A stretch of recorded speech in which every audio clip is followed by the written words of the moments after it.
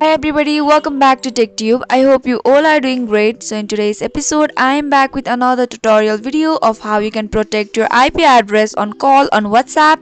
So it's a new WhatsApp function, so make sure that your mobile phone or WhatsApp is up to date.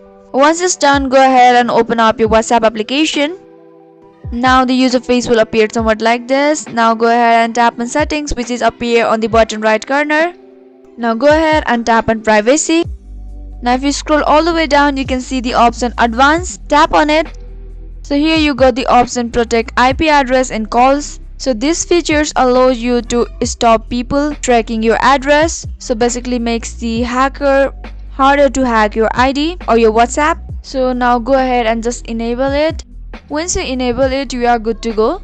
So that's all guys. If you found the video to be helpful and informative, go ahead and subscribe to our channel and also press the notification bell for more updates.